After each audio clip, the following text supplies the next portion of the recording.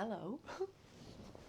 And welcome back to season 6 of Healing Gals podcast. I am your host, Molly Smith, and this is the podcast where we reconnect to who we were before the world got their hands on us.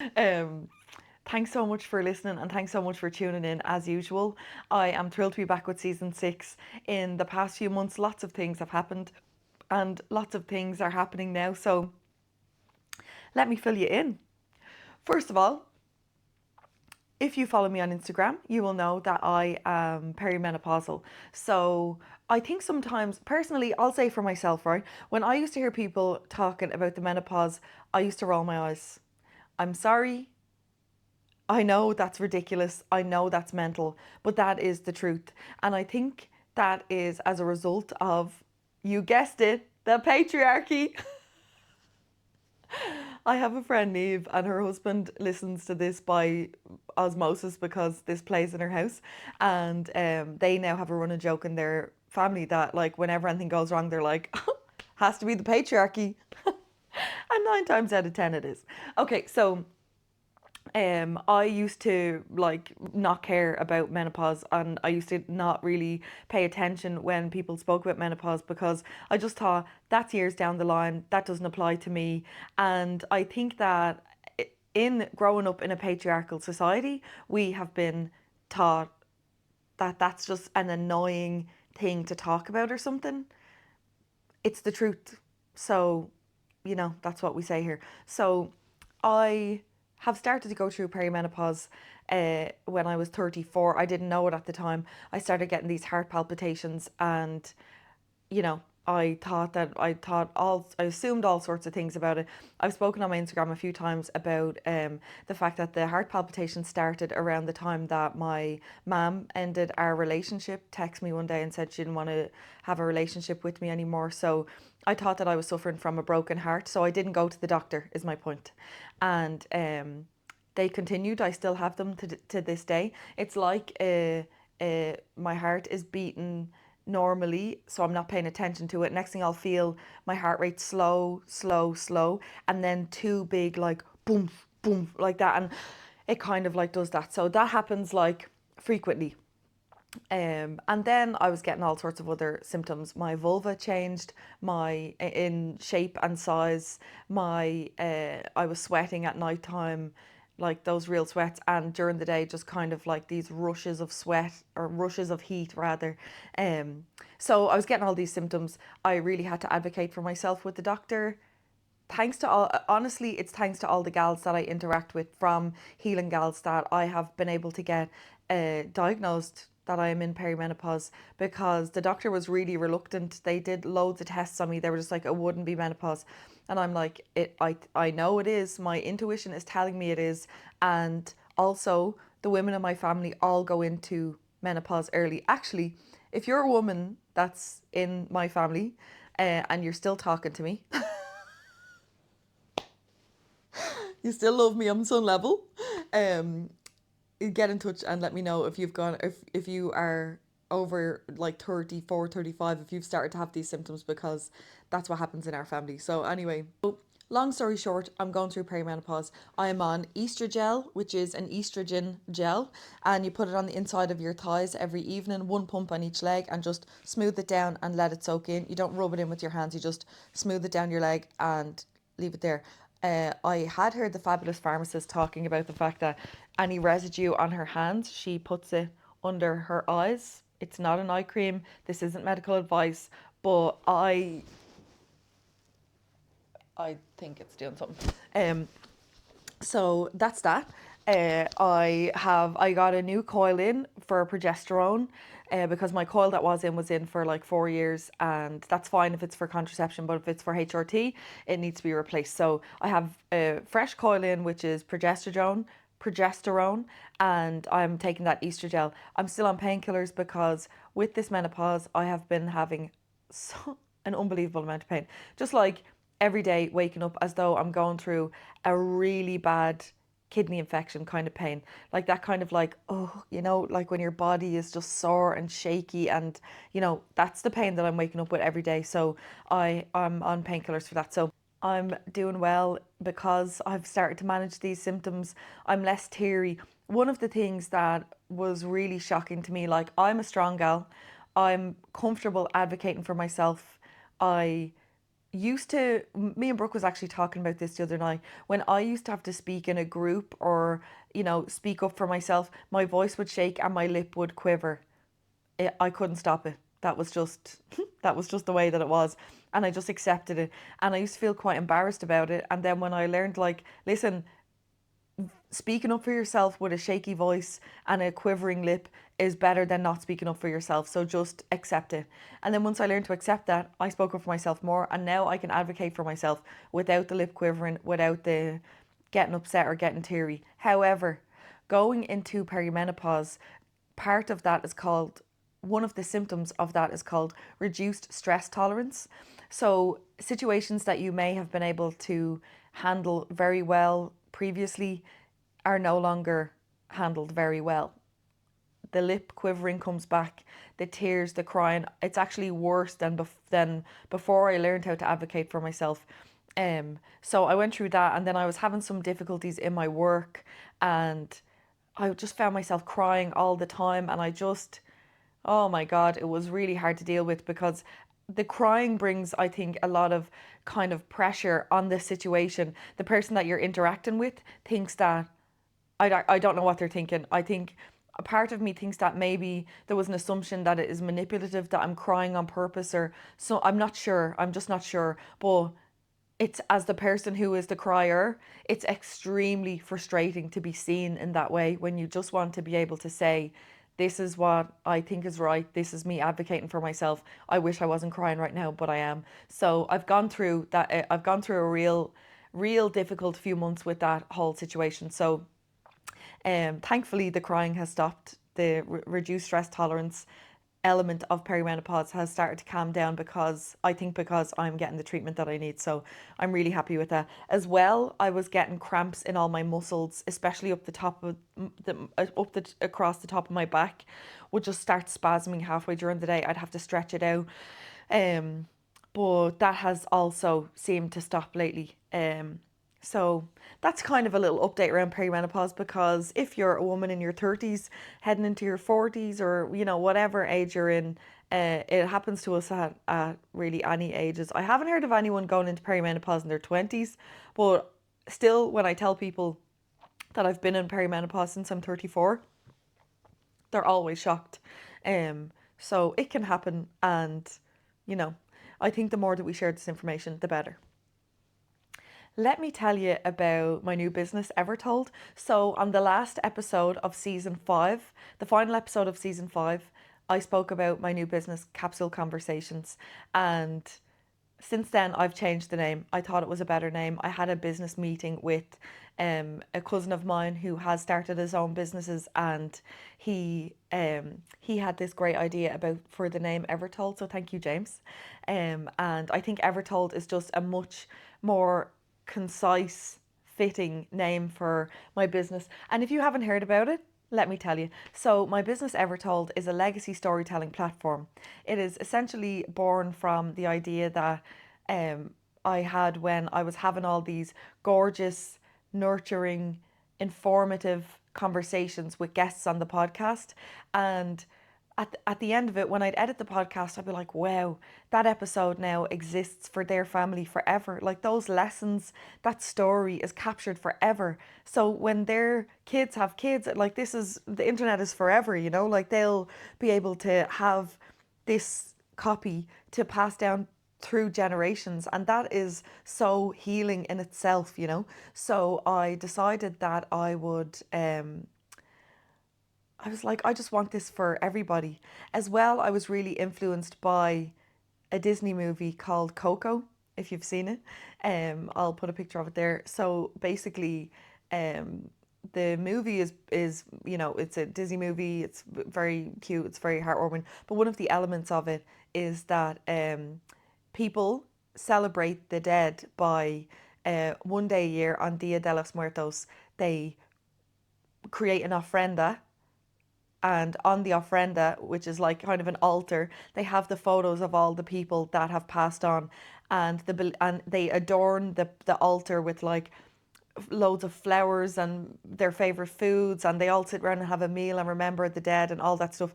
And I just always like, I saw that movie years ago when my daughter Brooke was quite small, and we loved that movie, and the idea of it has always really stayed with me.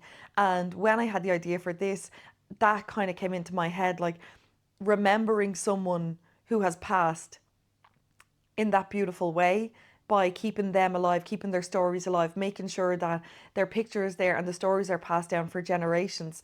And then uh, one of the main features of the movie Coco is that if the picture is not on the ofrenda, the person ceases to exist. Their memories aren't carried on, so they kind of just disappear into a cloud, like they're gone.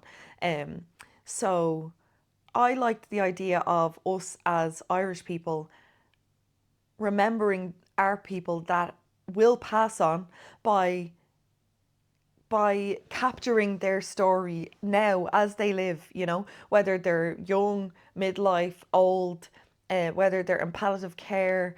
I want to be able to go to people and use the skills that I have in interviewing. In I have great people skills, like I love people. I love getting to know the genuine essence of someone. Small talk is, small talk, but I love getting to know someone, getting to know what they love, what they're passionate about, what their favorite memories were, how they healed, maybe like lessons that they had, even if they don't call it healing.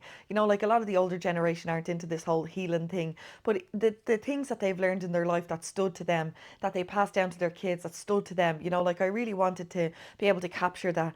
And in our way, then, as Irish people, be able to pass on our stories and remember the people that have been in our lives and that were leaders of our families. Like I wanted to capture all of that. So I created Evertold, and now I travel to people on the weekends, and I sit with them, and in the evening times, and I sit with them and ask them all the questions that their loved ones want to be answered. I'll have a consultation with, let's say, for example, you wanted to hire me to come and do an Evertold with your mom.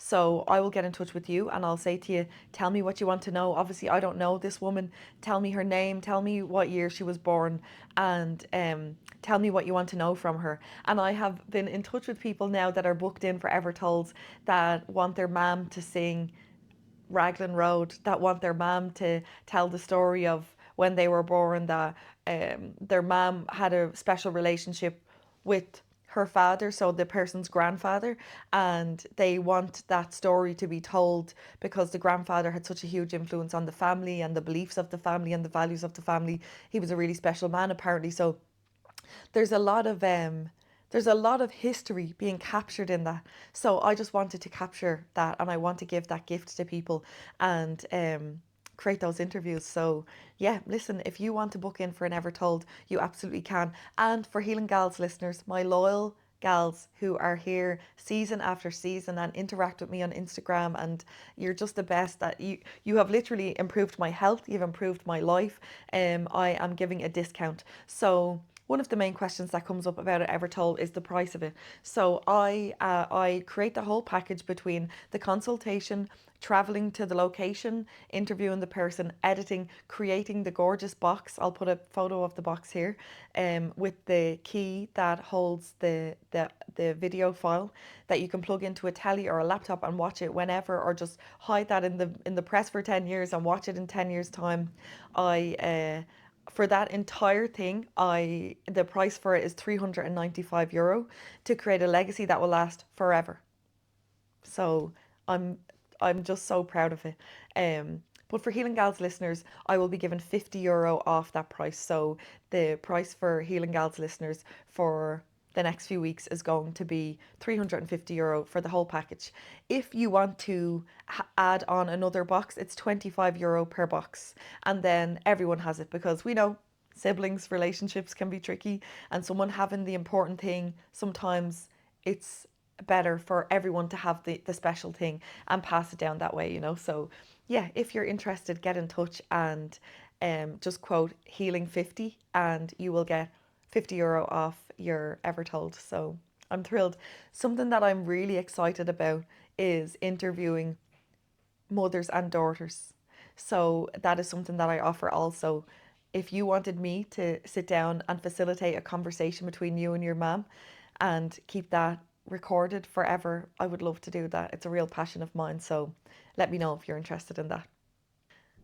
But for now, thank you for listening to this little intro. I'm going to pass you over to Laura from DARA MATS, who is our new sponsor. DARA MATS is an Irish-owned, woman-owned brand. You're going to hear all about it now in the next hour or so of the podcast, and I hope you enjoy. Thanks for coming back this season, gals. Sending you so much love. Laura from DARA MATS, you're very welcome to Healing Gals podcast. Thanks, Molly. Thanks for having me. It's so fun to have you here because we've been chatting back and forth for like a couple of months now, and now you're here. Yeah. You're here for the chat. And I'm so used to your voice from the podcast. It's so strange to meet you, you know, like I'm still, I feel like if I'm looking away, I'm still there because I'm hearing your voice. Yeah, so sorry if I'm staring at the ceiling. You need to remember that you're real. Thanks, gal. So listen, I think we're going to speak in a bit about like your career and stuff, but I think we might have a quick chat about what we're doing together. Yeah. Do you want to? Of course. Yeah, Okay. So excited. Do you want to say it or will I? You can say it. Okay, so Laura is the founder of DARA MATS, and she has agreed to be the sponsor for Healing Six of the podcast.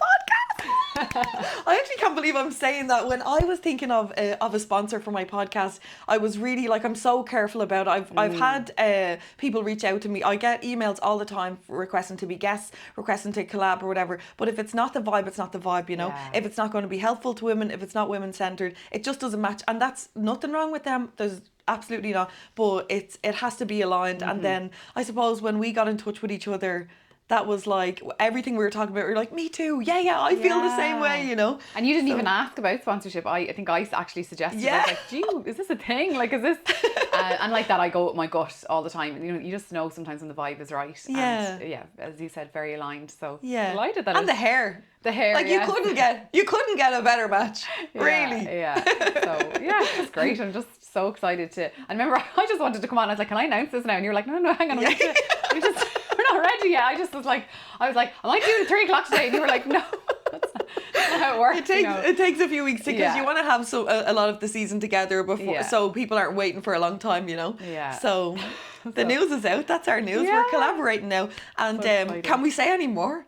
Will we leave that? Can we say any more? We're working on a few exciting things. We're working on something. I've Yeah. never said that. We're working on exciting things. Yeah, and I know that's such a teasing thing, but yeah. we actually are, and yeah, that's exciting. We won't, Gal, yeah. unique, Yeah. to say the least. That's one thing about DARA MATS. Everything is so versatile. You know, Yeah. you're dealing with everything from maybe high-end hotels to gyms to just podcast. Like, it's so versatile, Yeah. and it's great. What a great way to have such variety in your work, you know? Because a lot of people, like, they go to work, or even maybe in their business, it's quite like, maybe if it's just kind of standard products. I speak to people sometimes that maybe like be bulk buying something and then you know, just selling that on and trying to get their product out there, and it's quite like a generic product. Whereas from the interactions that we're having, you're everywhere. You're doing all kinds of different things. Yeah, like you said, variety, but it's variety that I suppose aligns as well. Do Exactly. You know? And I'm in charge of it, which I like. And I always say yes to a phone call. I do get random people getting in touch, and I'm like, I don't understand where we could collaborate same. or Yeah, align. But look, we'll have the phone call, or if they're local, we'll have the coffee. And you just don't know what comes out of it. So it's just keeping, but I trust my gut, you know, and I know Spirit looks after me, and, you know, my intuition and everything. So it just from the get-go with you, I was kind of like, yeah, even though I didn't even know what I was saying yes to, really. Like, it was just bring it on, and then it kind of just grew from there. I think we said yes before we both even knew what we were even talking about. Correct. So yeah, because I reached out to you because I wanted to create a unique mat. I had a vision for a mat that I wanted to make, and I was looking for companies that I forgot that. Yeah. I was looking for companies that like create mats, and I had gone through like, I think of any, like, Google like create my own yoga mat and go to them, and they just weren't. It was like somebody was going to put a picture on a mat, but you could tell that it would flake, or that it would, you know, you could tell that it would just be a stamp job where it wouldn't be long and it wouldn't look like I wanted it to look like a work of art that complemented my gatherings and stuff, and then it just went from there. Yeah, and like that's the thing that I can bring to the project is that I did spend a few years researching, and I've done that kind of hard work. Whereas it can be very confusing if you were going down that path yourself. Do you know what I mean? So leave it with me. I've done all the grafting and the few years of the heartache and the time and the money and to get that product perfect, and then the artwork then is the really exciting part then, because you have the materials perfect, you have the textures, the feel of it.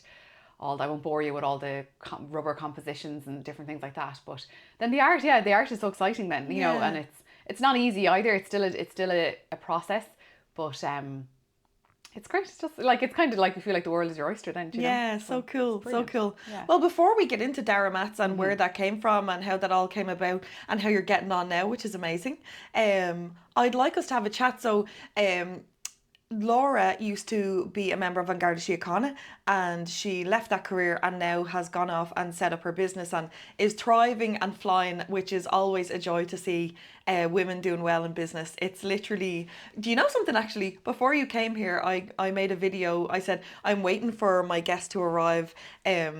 And I was feeling, I had seen recently a couple of different things online about like women who are thriving on stage or thriving in their business or whatever. And it always gets me quite choked up because I just feel so passionately about women doing well, you know? Aww. Like it's a real like, I kind of talked about in the video like where that might come from, because it gets me very emotional, you know. So it's a joy to see you doing so well, gal. As a fellow woman, as an Irish woman, it's amazing, you know. But same as yourself. Thank you, gal. Thank you. And I did say in the video, like, I feel really privileged that like I'm a thriving Irish woman now, you know.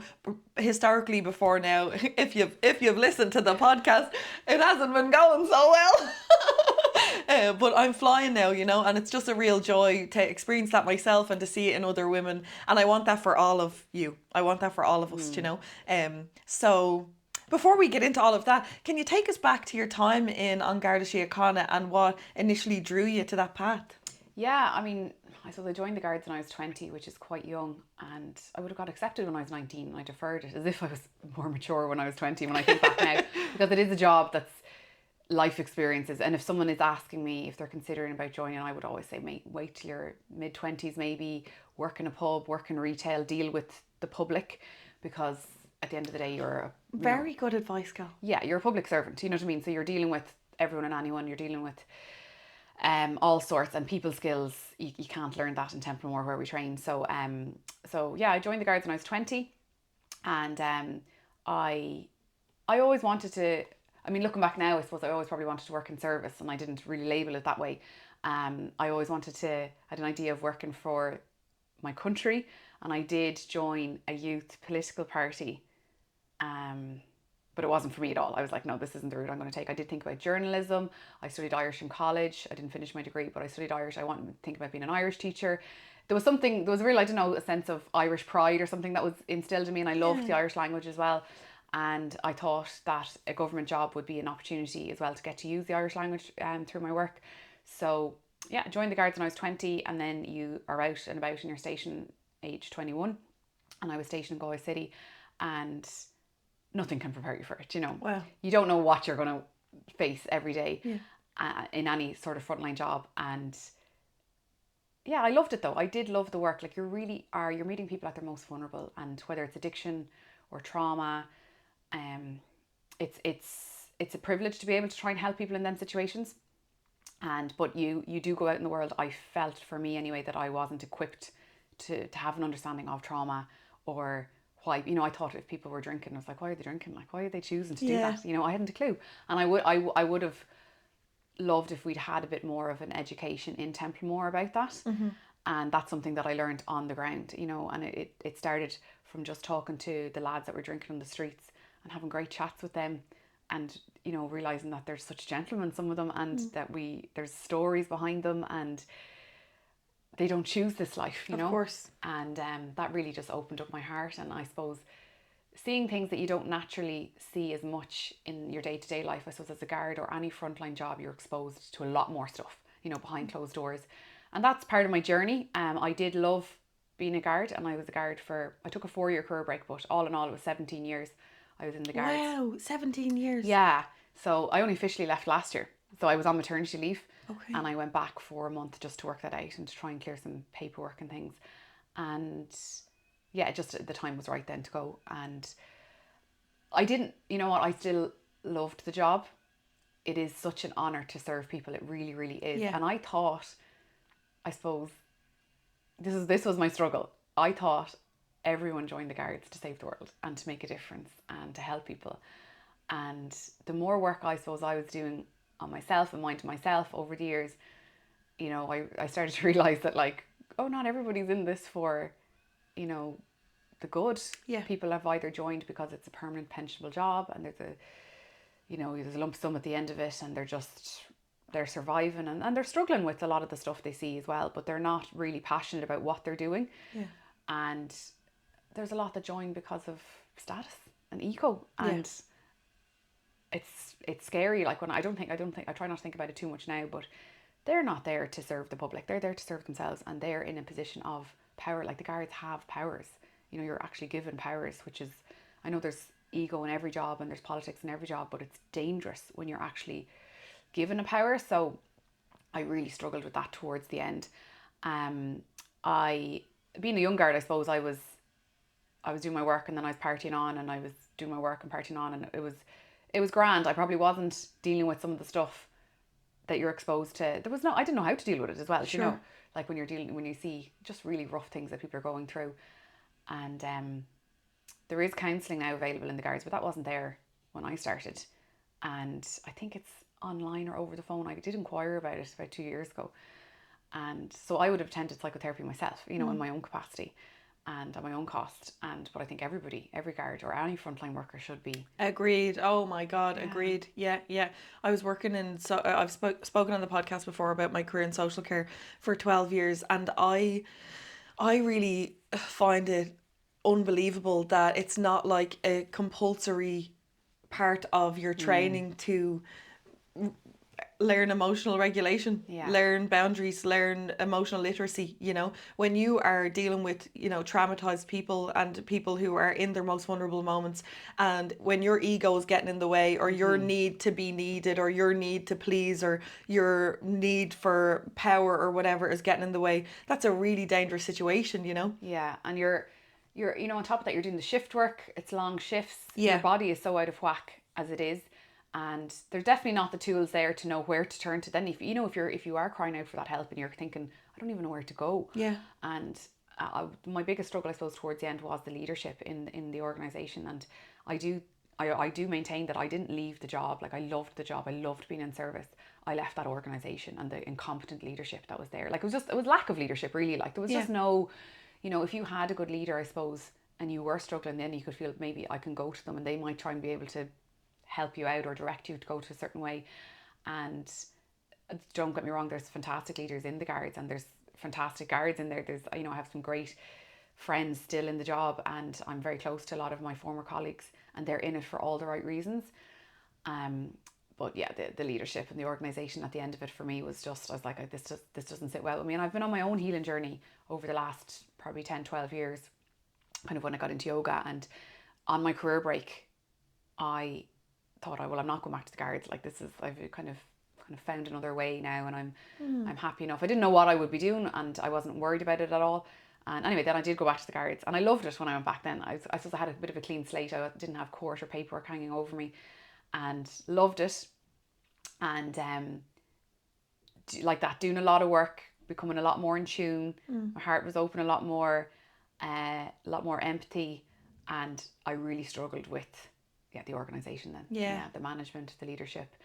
And the time was right then for me to go. You know, I was like, I'm fighting a battle here with them, and I can't come in every day. It's like there's only so much yoga I can do to bring myself back into balance. You know, I'm dealing with high adrenaline situations. I'm dealing with really rough stuff. I don't need to be dealing with that with the organisation as well. Yeah. And you know, it's so ironic that you're working for the Department of Justice, but like the organisation is just incredibly unjust. Okay. And you always felt a bit more for your colleagues that maybe got screwed over or something went wrong. You'd be thinking, but you forget about yourself then as well a little bit. Yeah.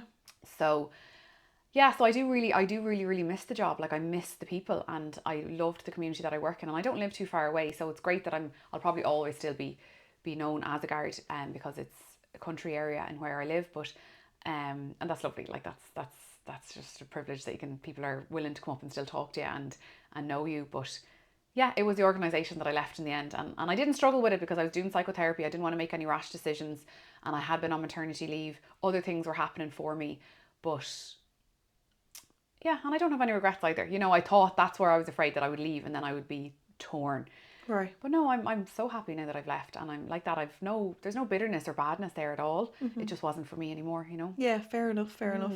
We can leave this in or take it out, because I can edit this however way. But like, did you experience like misogyny in the workplace? Yeah, like it's a very male dominated job, and that was good for me age 20 because I had been to all girls schools, and suddenly Right. now you're in with mostly lads, and I was able to form friendships with lads, which I probably wouldn't have had before because Yeah. you weren't used to socially talking to them. But yeah, oh look, there's like, you're a girl, like, and you could be minding a scene you could be standing outside the road for 12 hours, you know what I mean, and you've things going on, you know what I mean, and you can't talk about that, or you can't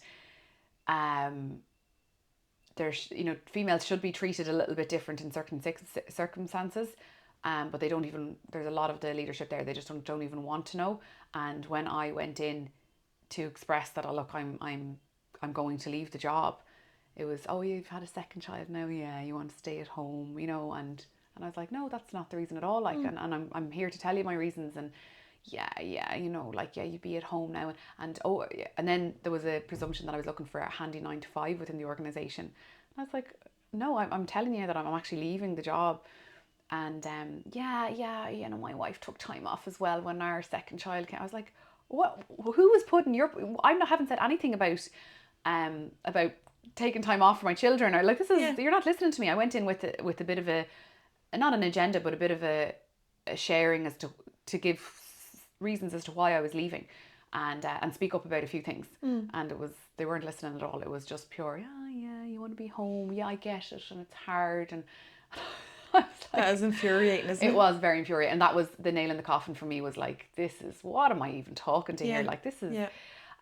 There's a lot of it day to day in the job that I think you just become, you don't even, it's only when you step back now and you look back and you're thinking, Jesus Christ, how did I listen to that all the time? Yeah. And you're in it since you're 20, so you don't think. But look, I don't know, like, there's, I was on a career break, so I know what it's like working in private jobs, sorry.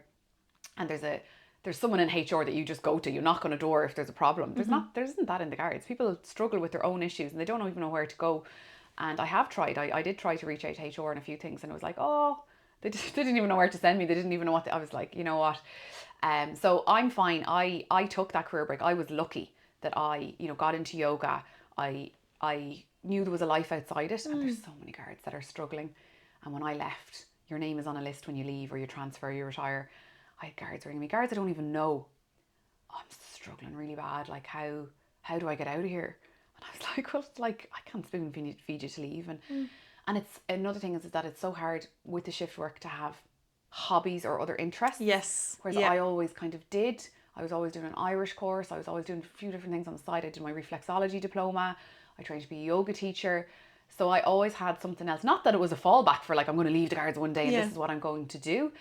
And you're pursuing your interests. Yeah, and it is very hard for like some of the lads who are playing football or any sort of sport or any sort of hobby. Yeah. Because you can't make, 3 out of the 5 Wednesday nights because you're working and you can't get the leave. You're trying to save your leave. And so when I spoke to some of those guards, they can only make the decision for themselves. Now, because I was obviously going into the holistic side of things, if I'd have jumped into a good job, that probably would have inspired some of them, being like, okay, she's left, but now she's got this other great job. Whereas I suppose I didn't really inspire some of the lads when they're like, what are you going to do? And I was like, I'm going to teach more yoga now, and I'm going to do it. And they were like, well, I can't do that. So like, what hope is there for me? And I was like, but you need to find what you're passionate about. So that broke my heart a little bit, especially guards I'd never even heard of. Yeah. I got your number, come here. I hate this job. And like, don't get me wrong, there's loads of guys that love what they do as well. Sure. But that I became this soundboard, and oh my God, so like tough, like, and it's I suppose it's different. Like when you leave the guards, you can't go back.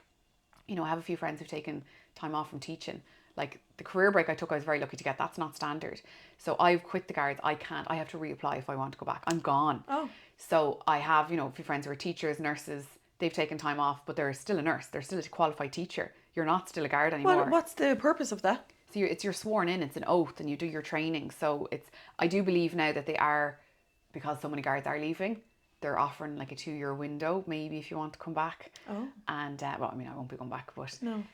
No, yeah, you're gone. So it's not like I have it to fall back on. Like when I was going, I'm gone. Wow. And that makes the decision to leave more daunting, doesn't it? It does, yeah. Yeah. And it's I wonder, is it designed that way? I don't know. Like I suppose it's always been it was a 30-year job. It's a 35-year job now, and people are like, you can retire when you're young, and I could have retired when I was maybe 55, 56. But I was like, well, I mean, I'm not going to make myself ill for the next 20 years just to see that out, you know. Yeah. And what is retirement then, you know? Yeah. And life is more than a job. Yeah, like a pension. I don't know why. Like I never thought about. It certainly wasn't on my radar that it had a pension. Do you know what I mean? I didn't really. Maybe I was a bit not thinking about my future too much. But I was like, that doesn't bother me that some job has a pension. You know? Yeah, yeah. And that was a huge question. A lot of people asked me when I left as well. What are you doing with the pension now that you've been paying into it? What have you done with the pension? How are you? And I was like, what? I don't even know. Like that's I'm still figuring that out at the moment. But that wasn't it. Like I don't care. Like a pension was not, or the health insurance. And we paid our own health insurance. You don't get free health insurance with the Guards. But you know, things like that. I was like, they're not worth sacrificing my health for. Exactly. And being in a job that just doesn't sit well with me anymore. So I do feel like I stepped into my own power when I left. And not so much that I handed in my notice, but I spoke up before I left, and that has given me like such like solar plexus energy. I've been in my solar plexus energy for the last year now since I did that, and it's made me a little bit more business savvy as well. You know, that I've taken back a bit of that power. Amazing. And look at, like, I still have friends in there, you know, like that I talk to quite a lot, you know, and I do get a bit hearing the same stories again. I'm like, well, nothing's going to change really in there. But I was that person for so long. I'd say some of my own friends were like, oh, will she just leave that bloody job already? Like, because I'd be talking about, oh, it's this and it's that. But it was such an honour though to help people, and to be there. Like, you deal with a lot of sudden deaths as well, which is a part that people don't even realise that happens in the Guards. And, you know, someone has died suddenly, obviously. Yeah, you do just kind of think crime. Yeah, you do think crime, car chases, drugs. Yeah. But there's the sudden deaths are, you know, you go into a house, someone has died suddenly. They are in absolute grief and shock. They don't know what's going on. And sometimes the person has been sick, but they've just died suddenly. And sometimes, you know, it's you know, very, very, very tough. And just to be there for those people, like, not that I say I enjoyed attending sudden deaths at all, I didn't. But, of course. But to be the person that was there for the people, it felt like that was a reward. You know, it's an honour. It definitely is an honour. Yeah. To be serving people at their most vulnerable, and you're not doing it for anything else but to know that, like, look, I gave them all I had. I gave them the time. And you always do your best for people. I mean, look, you can't court investigations, everything don't always go our way, or sometimes it's a civil matter. It's not even a criminal matter, but, you know, you do your best for people. You give them the best advice. And in my last station, it was a one man station, one woman station, and I had a room in the back, and it was like a little counsellor's room now that I think back, and people would come in, can I talk? Was it just you there? Yeah, I was on my own. I worked on my own. Wow. And I team up with a guard now from another station. But can I speak to you? And I'd be like, yeah, sure. And I'd lock the door then, and, you know, the front door, so people wouldn't be coming in on top of us. And, like, the things that people told me in that room. Wow. And sometimes it wouldn't even be a criminal matter. It could be civil. Sometimes it's an historical thing that's happened to them, but they don't want to pursue a complaint. Sure. But I suppose they've unburdened themselves, and they've found out their options from a criminal perspective. And, you know, to be that person that held that space. And, like, there was one woman that came in and she told me something that had happened. She didn't want to make a complaint about it, and it was huge. Whoa. It was really tough what had happened to her. And I met her a few weeks later. There was a community event going on, and she ignored me. And I was like, I thought we were kind of buddies or whatever. But then I realised she's associating me with what she told me. And she didn't want to make an official complaint about it. And I did say to her, look, if you did, this is the avenue. And she said no. She'd been going to a counsellor, and she just wanted to explore what her options were. And she, you know, potentially she can still come back and make that complaint. It's a historical one. But, like, I remember then she ignored me. That was fine. I got over it. I realised that, like, you know, it was a small area. If people see her talking to me, they might be wondering, oh, how are you so friendly with her or whatever. And I was looking at her, and she was going around, she was helping out with the community event that was going on. And I was going, God, nobody knows what that lady's going through. You know, maybe some of our family members do. I don't know who she told. And I was just like, and it made me look at everyone else in the community being like, what burdens are people carrying? And we have no There you idea. go. Yeah. And it doesn't take, you know, a lot to just be kind and be nice. But I always think of her. I'm even getting goosebumps now thinking of her, and like the brave face, and she'd reared her family, and she was a grandmother at that stage, and the hurt that she was carrying. And she spoke very, very well when she told me her story. And look, then I think back, like there was loads of stories like that shared with me, but I don't know, for some reason I always remembered her because I saw her so soon after in the community. Everything was normal, no one had a clue. And yeah, so that's what I take from that was always my reward. It wasn't the pension, it wasn't the steady government job. It was that, like, God, I hope that like I did my best there to maybe make that person feel a little bit better, a little bit more unburdened, or we did our best with that investigation. And so I do, you know, you do miss that a little bit, but I think I put in enough years that I'm happy with what I did, and I know I always did my best, and it was time for me to leave. Yeah, wow. Yeah. And was there like a moment or a point that you felt like, I'm not aligned anymore? Like, was there a case, was there a situation that triggered that, like, I think this mightn't be for me anymore? Like I was doing a lot of work on myself, like going for energy healing. You know, I trained as a yoga teacher. I'd been practicing yoga for a good while. I was becoming a little bit more not sensitive. It was harder for me to switch off. And the work hadn't changed. You're still dealing with the same sort of tough incidents, the same sort of tragic incidents. And, you know, there was one or two really tragic stuff that maybe hit home a little bit closer than what they normally would. And yeah, and it wasn't always the big thing. Sometimes it could be an older gentleman renewing his gun license. You know, a lot of the farmers back there would hold a gun license, and we could have a bit of a chat, and he might tell me something a little bit about what's going on, but it could be he mightn't even, but you know more is going on with him. Okay. And then he could be the man that's on my mind then for the next few days. Like, okay. And I'm worried about poor Johnny now, who's come into me and has kind of said something, but he's not someone that's ever going to tell me really what's going on, but I know that. And yeah, and I was struggling then, you know, and I wanted to make sure I was present for my own family as well, you know, and I didn't want to be constantly on the job. And I was kind of thinking, the more healing work I'm doing, the more I'm coming back into myself. Is this going to get tougher and tougher and tougher? That I'm being a little bit more sensitive. And then like that, I started speaking up a little bit more. I wasn't taking as much SHIT from the management. And what is that? What do you think, or have you even reflected on what that connection is? Like, the closer you get to yourself, the less SHIT you take. Have you thought about what that is? I started to realise my own worth. And I didn't realise my own worth before that. And, you know, not that I'm saying I felt like all you guys need to bow down and know my own worth. It was like, no, I know my own worth and I want to be respected. And I just didn't feel like I was getting any respect from the organisation. And I know I have a lot to offer and a lot to value. And even on my career break, every time I worked in all the different companies, I did very well in them all. And, you know, I knew that I was a good worker and I put my heart and soul into my work.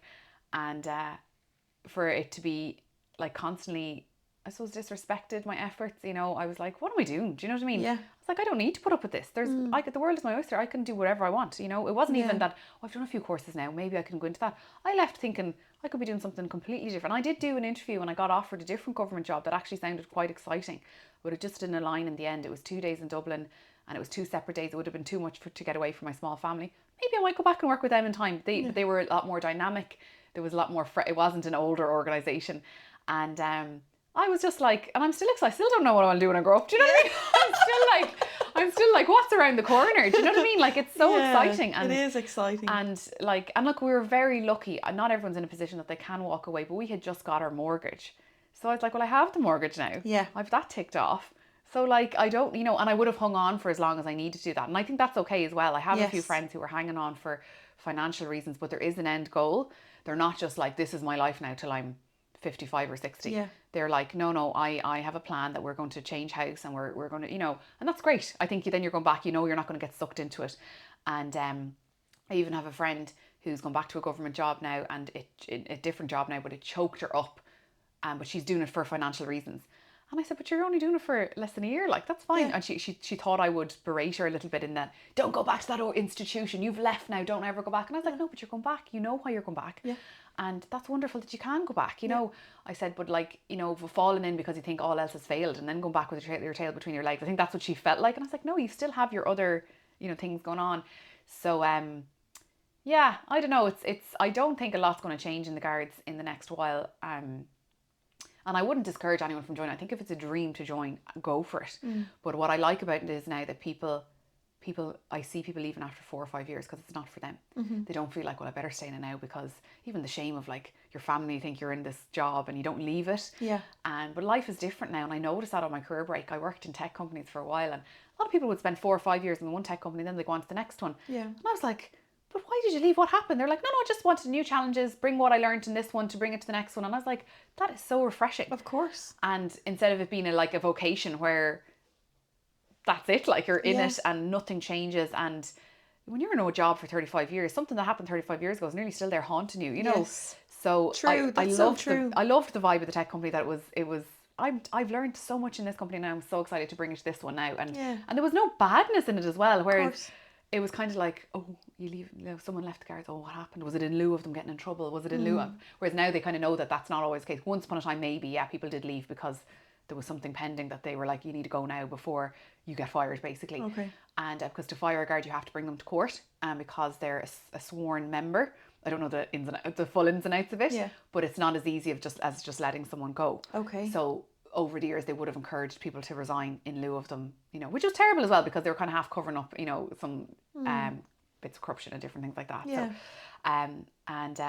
so look at it, it's mad stepping away from it, and but I take so much like great times from it, like meeting the people. Like you walk into a shop and you're wearing a uniform, kids are coming up talking to you, old people are coming up talking to you, and I was so lucky that my final station was in the Gaeltacht. So my conversations were 99% through Irish. It was lovely to be able to work through Irish, talk to my colleagues through Irish, deal with the members of the public through Irish. And what a gift, gal. That's so cool. So amazing. And now sometimes when I'm in a shop, it took me a while. That was the big adjustment, that like, why is nobody looking at me? I'm like, all right, say hello to kids. I'm like, hello. And I'd say it in Irish. And the kid is like, all right, whatever. I'm not allowed to talk to strangers. Yeah, why aren't they talking back to me? Why aren't they fascinated by me? Or I'd even be driving into Galway sometimes in my car, and no one's paying heed to the car. And then I'm like, oh yeah, hang on now. I'm not in a marked patrol car. You know, I'm in my own car. I can't just imagine that feeling. But when your ego is huge, as we know, there's a lot of men in the Guards, and I don't know about women or whatever, but I know like of a lot of men who like, there's one thing, I don't know if you'll agree or if you've seen this, but like there's this thing of like men who have joined the Guards and then like their whole life changes, like the partner they've had before, it doesn't last because they're now in this new world. Have you seen that? Is that a thing? Well, when I joined, or even in my early years, they were like, oh, we had a friend and, you know, Johnny, whatever, poor Johnny, I'm going to pick on Johnny now, but we have a friend and he changed when he joined. I mean, it was interesting coming from the other side of it. Some of it was that genuinely they're working shift work and they can't make the nights out anymore. And that maybe they are finding it hard to deal with some of the stuff. But absolutely some of them changed. And I saw some of my own colleagues change, like ones who I would have worked on units with and gotten on great with, and seen them change over the years. And I was like I had to say, I was always like, you're a public servant. Like, who do you think you are? Yeah. Or like picking and choosing, like I'm gonna, I don't know, picking and choosing who you give out tickets to. I was like, this is crazy. Yeah. Or sending people away from the counter because they're like, they don't really see someone's coming in with this and they're like, oh, that's nothing to do with the Guards now. And it's like, well, hang on now, you still need to deal with this person and create an incident, whether it ends up being a civil matter or not. Like, you still have to listen to that person. We don't really know yet. It's called doing an investigation sometimes. And to have people come into me sometimes over the years and say, oh no, I've been to the Guards with this before. And I was like, what? Like, how have you been to the Guards with this before and it's not been addressed? Wow. So yeah, there is that bit of ego. So it's been said about a few, not by me, but I can totally see it, where it's like, are they the kid that was undermined in school and now they're going around with the uniform in the car? And I did see that when someone said it to me in that kind of scenario, and I was like, oh, I actually do know a few like that. Okay. And look at me, I'm the big man now. And I suppose me growing up in a housing estate in Kildare, a suburb of Dublin, we didn't know who our local guards were, and we didn't really care. Like, it was kind of, we grew up in, there was, I don't know, 30, 40,000 people where I grew up. Yeah. And then when I moved to a rural place, the guard is very much someone in society. Like, it's like the priest, the guard. And that was lovely, because people were like, I mean, geez, I was only, I think, about 2 weeks in the job in my rural station, and I was in Duns, in Galway City. And someone roared across to me in Irish. They're like, "Cehil tú Garda?" And I was like, "Who are you?" I was like, "I don't even know who you are," but they recognised me as their local guard. And I was like, "Hi," and it was just, or like, you'd be in Galway and you'd be like, "Garda," and I'm like, "Hello," like in a not lovely way, like, and don't get me wrong, like, but so you actually suddenly you're known, and because everyone is known back there because it's a small area, like, but you're known as the guard. And I realised that maybe if some people came from a country area, that's what they're aspiring to be that person in society, to that have that status. Whereas, I mean, to me, I like, when I joined the guards, it was a bit, I was quite academic in school, and even I remember my dad saying to me, "But sure, that's just a government job. Would you not go on and get a law degree and or do something?" They obviously wanted me to have the opportunity to go to third level that they didn't have, and I was like, "Oh no, I think I'll just do something that like helps people." And like, I think he was like, "What? Where did this one come out of?" So to me, it was nearly it wasn't a step down or anything, but it was like, I was doing it for, I certainly wasn't doing it for status, and like that, I left college, and most of my friends went, got their degrees, got their masters. A lot of them are in really high powered jobs and on really good money, and I was in a government job, so that was, so for me, it definitely wasn't a status thing. And I realised that for so many it is. Wow. And they're always trying to think of the next promotion or the next but you know what, the good guards always shine through, and they're the ones that are really, really respected by the public, by their colleagues. And look, it just wasn't for me. I wouldn't say, like, sorry, come back to your question, that there was a pivotal moment, but it was a accumulation. And I suppose when I was on maternity leave, it was a decision that I was like, I don't need to go back. I'll being away, it would be very hard to be in one day, I don't know, chasing a car or dealing with an accident or something, and then be gone the next day. Yeah. So having had that 10 months off, I went back for a month then, and then that was it then. So so yeah. I wonder how you feel about this. I've often found, because social care was such a frontline role as well. Obviously it's obviously not the same as being a guard, but you're dealing with like addiction and violence and assaults and all that kind of thing. I'm wondering, is it did you feel as well, a lot of the time when there was an incident, in my experience, it wasn't really even the incident itself is obviously mental, and it's you do your best and you use your training and you use your intuition and your skills and what you've been taught, but oftentimes it's how it's responded to by management or by the people that hold the power that just exacerbates the thing. Like the incidents themselves, they're sad, they're tragic, but you can deal with them. But oftentimes I feel like, in my experience, like when I've had managers that haven't been great at responding, and just kind of compounds the issue. Have you experienced that in the guards?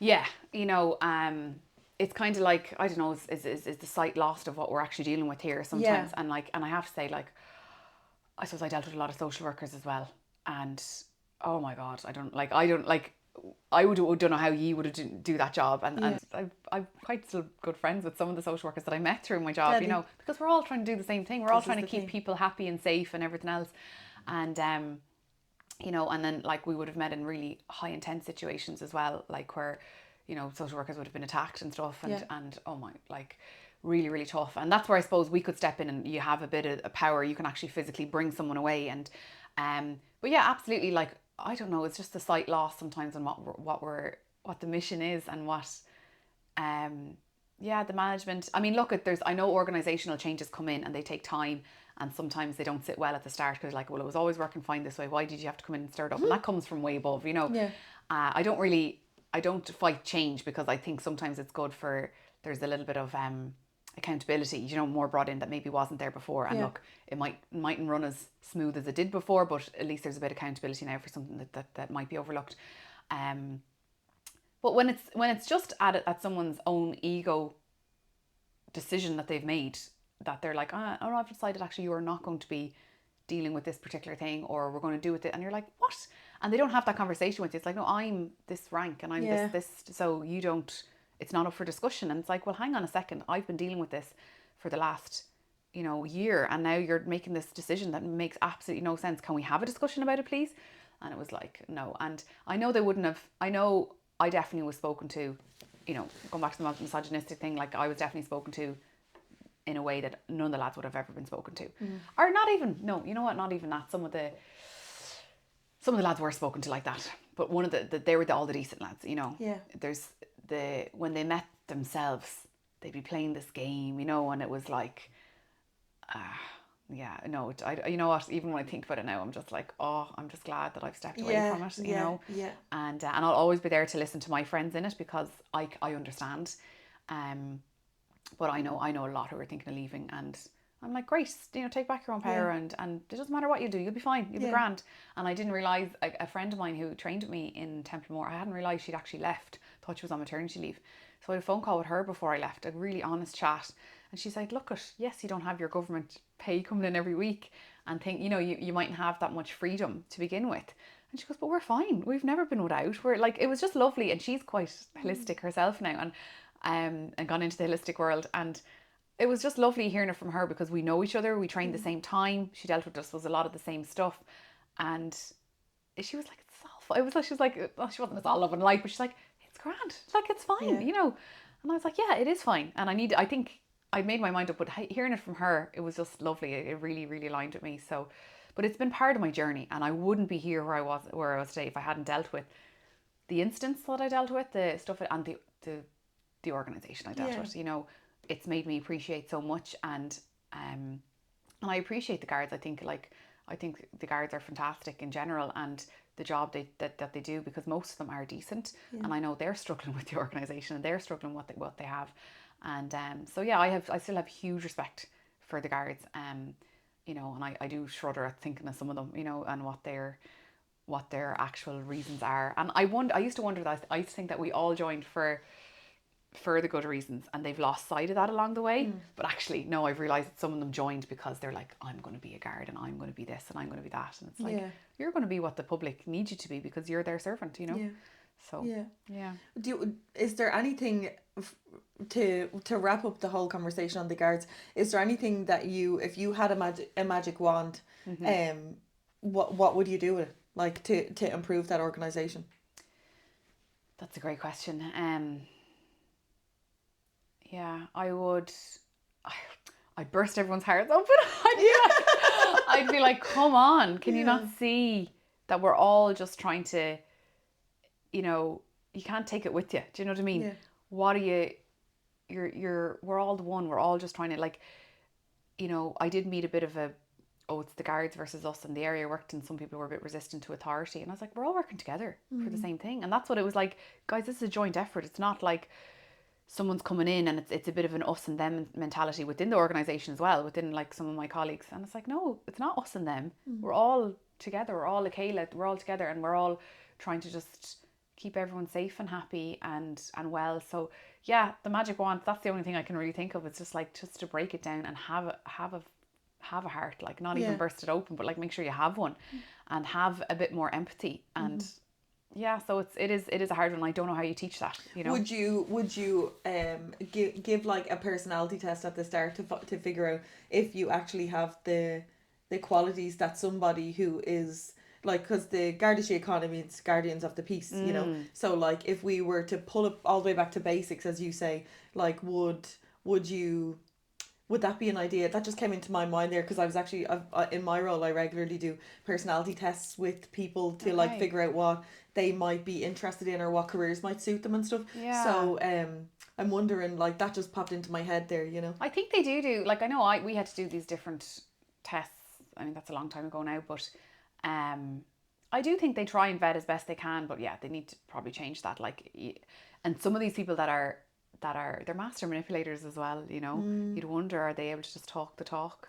And I saw a bit of that in the guards, where they'll talk to you in one way, they'll talk to the person the other way. They're I was like, these are the ones. I said, these are con artists. Like we dealt with enough con artists in our job, and these guys are. So yeah, I worry for the public and for about some of them. But look at, like, again, I said I spoke up. Yeah, you know what, you not even a personality test, you want a psychic. Or you want someone that's like able to read the energy. Okay, And then, yeah. and then they'd be like, what are your intentions for joining? And it's very easy to say, I just want to save the world. Like me, sometimes when I say that, I'm a bit like, God, is that a bit cringe? But that genuinely was, It's the way it is. I Yeah. wanted to be like, I wanted to make a difference. And I didn't want to be a hero about it, you know, because I knew you're just a number in the Guards. But like, to me, making the difference was just to help with the person that was just beside me. You know, it wasn't about, look what I did. Look, I helped Mary over there, and now Mary's feeling great. It wasn't Where's my about, gold star? Yeah, it wasn't about that at all. It was, the reward was enough to know that Mary's feeling a bit better now, or just like, you know, having the chats with people are so interesting, you know, as you know, and maybe you would never have had a conversation if you weren't wearing a uniform, and you would never have met that old person who came in to get their passport form, and you're hearing about how many years they spent in England, and then they came back, and then their husband died, and it's just lovely, like, so, but like, you can be involved in the community in so many ways, and that's where I had to be like, I don't have to be a guard to have conversations with people, and you know, volunteer for, like, you know, with elderly people or kids. I can do all that, you know. I can be on committees, and so yeah, when I took apart what I was going to miss about it, I was like, I can still do meet all that that. need. Yeah, I just can't wear a uniform, but that's okay. Like, I handed it back with absolute pleasure. I was like, take it. And then a lot of people lose their badges when they retire because it's a memento to carry on. I was like, here you go. Yeah.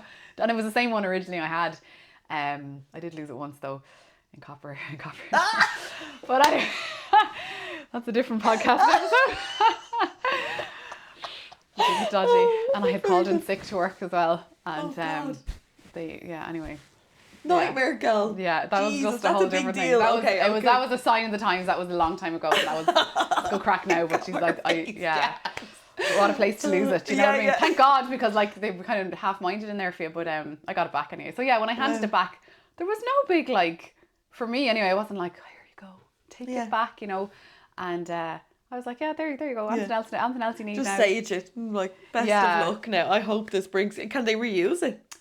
No, I don't think so. I think they've probably fancier ones now. But all it was like a wallet, a little card with your picture in it, and then a badge. But it was the same like badge that they have on the cats, the caps and stuff. Yeah. So, it was. I never knew where mine was half the time because I was afraid I'd lose it. So I used to just keep it, because I did before. So I used to keep it safe at home somewhere. And there was no big. There was no big like. There was no big closure. Like I was fine with it. I didn't need like any more closure. I got what I got from it. I'm so happy for you, gal, that you came to such a peaceful separation from that, you know, because it's such a entrenched organization from what I know about it, you know, and from like in my previous role, as I said, for 12 years, like we'd be dealing with guards weekly, definitely weekly. Like there wouldn't be a week that'd go by where I wouldn't be in touch with a guard about a previous thing or a current thing, or there'd be an emergency, we'd have to call them to the house like weekly, do you know, like so I know how kind of entrenched and enclosed that organisation is, and I know its reputation. I know all the good that it does, and I've met some fabulous guards, no doubt about it, you know. But I know like that can be that's a tricky thing, you know. And to your point about like, you know, meeting the need of like still wanting to have a positive impact on your community, still wanting to be able to engage people in like interesting conversations and be a helpful person and serve people. That's a privilege. I feel that too, so I relate to it in that way. I feel like something that I would like us to ingrain in our kids or in the young people, or especially like men in the manosphere and all these kind of places like that. Success is, to my mind, and I've only really come to this recently in my exploration of like how we're going to fix the world, you know, like how we're going to fix this whole problem with violence against women, and with all these Andrew Tates popping up and all this kind of strange thing. And I would love for people to know that like success is the amount of people that you can positively impact in the world, you know. It's not money, the pension, the Lamborghini, or, you know, branded clothes or whatever. It's literally like what mark are you leaving on the world? Is it positive? Is it good? You know. And it seems to me like you feel that success when you're doing those things, it doesn't necessarily have to be attached to a uniform or, you know, a status thing, you know. Absolutely, yeah. You know, you don't need to be a hero. Do you know what I mean? You can be a hero in just the day-to-day things, and that's enough for reward. You know, it depends on what you want as your reward, and the reward is just to make people feel good and make people feel happy, and you know, just like you said, just a positive impact. Yeah, cool. Okay, well, leaving that identity behind must have been scary. How did you navigate that, or were you just did you come to a point where you were like, do you know, like when women are leaving relationships, they've kind of left it a long time. We've tried and tried and tried, and we've done and done, and we've tried to speak up and say what our needs are, and by the end of it, we've almost grieved the relationship by the time it's over. Did you feel that, like that, leaving that identity of being a guard behind, or was it difficult? I think I actually was preempting to feel a loss. I think I was like, so I did go to psychotherapy, and I had been to psychotherapy before, so I find that that's great for, you know, getting through some bits. And yeah, no, I was totally fine with it. Like, I'm surprised how fine with it I was. I think I was just a bit apprehensive about, will I feel a certain way? And I suppose I was lucky because I was on maternity leave. It wasn't a sudden thing. Yes. And I had been back a few times just for court. But I remember going back to court a few times being like, is this the last time I'm ever going to wear this uniform? Because when I went back for the month to work at my notice, I didn't wear the uniform. I wasn't responding to anything. I was just literally doing paperwork.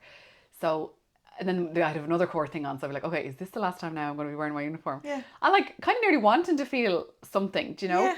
And I remember watching Home and Away years ago, and your one in the police was leaving the police because she was going off with Brax or whatever, and he was bad boy. And I remember it was a big thing for her the last day she was wearing her uniform because she was ironing her tie or something, or whatever she was doing. And it was really, it was, they put a lot of the music on, and it was like, this is going to be her last day wearing the uniform. So I don't know, was I expecting a bit of a moment like that? And I was like, no, it's just totally fine. It was like, it was grand. There was no, and I think it was, there would have been a bit of, if I hadn't spoken up, there would have been a bit of, I wish I'd said that, and that would be at me now. But I'm totally fine with it. And I spoke to a colleague recently who left maybe 10 years ago, and he said, a former colleague there, and he said, I wish I'd socked it to them before I left. That's the only regret he has. And so yeah, I actually felt very empowered leaving, and I was like, bring on whatever. And I suppose I was busy doing my other stuff as well. I didn't just suddenly stop and had nothing going on. Sure. Not that you never have nothing, you know, you'd always have something going on when you've got kids. So yeah, my mind was kept busy, and it was actually, yeah, like I feel really, really happy with my decision, and like I can't pick it apart at all. Like, and I do miss sometimes the chats with some of my colleagues, because you'd be stuck in a car with them for 12 hours, and when I say the chats, like it'd be more me talking than them, but you know what I mean? And you don't get that same, it's not the same now if you meet up for a coffee, because you know, they're not getting the whole life story, or they're not like, you know.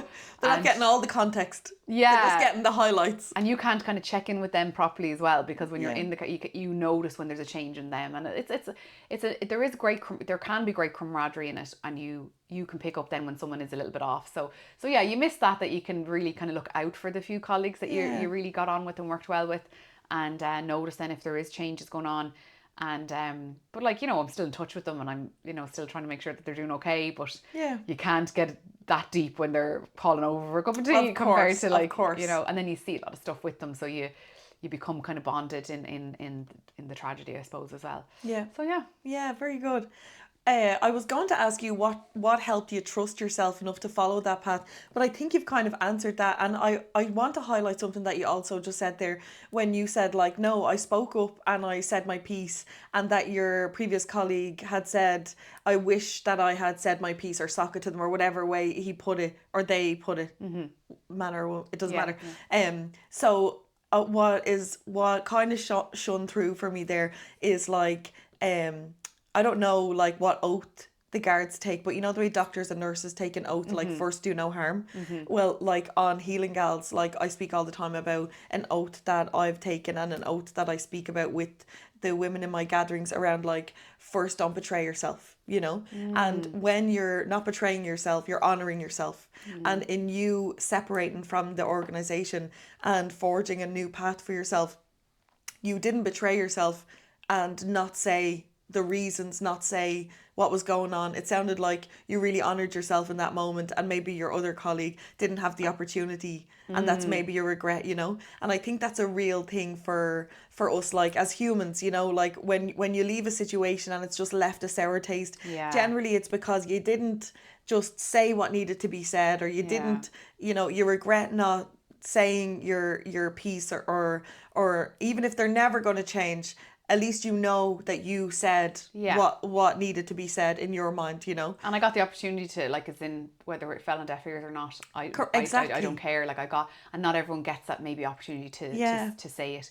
So yeah, so yeah, it was like wasn't like easy, but yeah, there was no big change. It was more Thrilled probably for other you. people adjusting to the fact that I wasn't a guard anymore. Do you know? Sure. Still have people ring me all the time. I still have people in the area I worked in ringing me all the time, just looking for advice, and I'll always give them the best Yeah. advice I can. It's not an Yeah. advertisement for people to ring me, but like, No.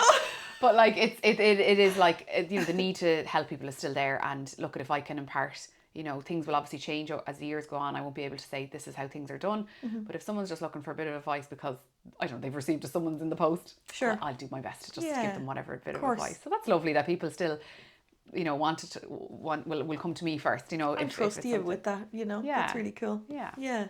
So tell us about then like your journey away from the guards and then into this space of like yoga and, you know, all of the, and inevitably your gorgeous business that you have now. Like, how did that kind of evolve?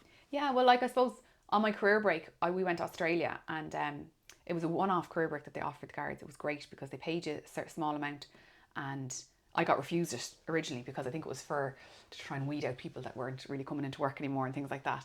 And I was 27, and I think I was 26, 27, and I was like, well, I want to take it. It was 3 years.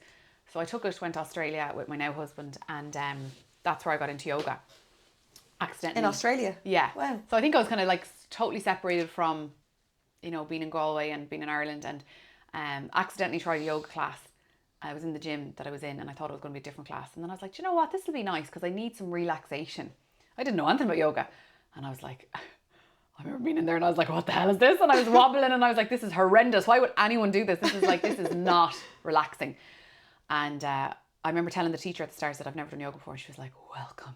She was like, this is the start of your new life. And I was like, whatever, what sort of hippie is she? Like, so I did the class. I didn't like it at all, didn't enjoy it. But I felt good the next day. I was like, oh, I feel a bit more open or a bit loose or I couldn't describe it. Even mentally, I felt a little bit. So I'm back into another class. Oh, it was worse than the first one. I was like, this is terrible. I was like, why? How is that person standing like that? I was like, they can't, you know. And it wasn't hard class at all. And I would have been quite fit at the time and going to the gym, but that doesn't matter.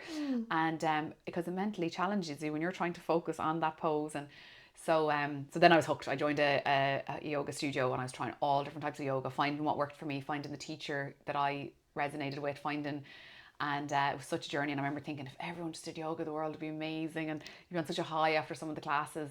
And that's what probably started to open up the world for me, as well as maybe the law of attraction. I was getting really into that at the time as well. And it probably took me leaving the guards to open myself up to these things, you know. And so yeah, like we came back from Australia after 2 years and I continued on practicing yoga more and more, trying different classes, trying different places, my own practice at home, and started going for energy healing and different things, and like, God, there's a whole world out here. What are like chakras? Are just like, what are they? There, I want to know more. And I just felt very, very called, and went back to the guards. And on my maternity leave, then from the guards, I trained as a yoga teacher. Again, it was for me, but then you're so caught up in the buzz of the training that you're like, no, I want to spread this to everybody. Yeah. And at this stage now, I've gone very holistic myself, as in being a recipient of treatments and minding myself. And I, even during my pregnancy, I would have done all the treatments, you know, the pregnancy reflexology, all the acupuncture, everything. And knew that there was I suppose, haven't seen a lot of the struggles in the guards, mental health struggles with people that we'd have to arrest under the Mental Health Act.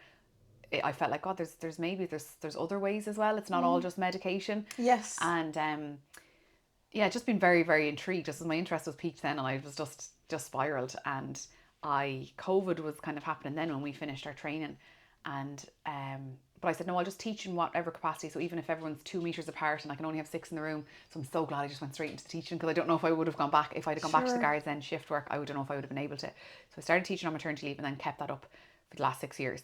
So I was always teaching during my time in the guards, and did a diploma in reflexology just because I was always interested in it. And yeah, just kind of thought, well, what else could I do? And I did think, with energy, anyone that holds space for energy healing, I thought that was something that you were born with, or that's a real gift. But actually I realised we all have that ability, and we just need to keep working on ourselves, you know.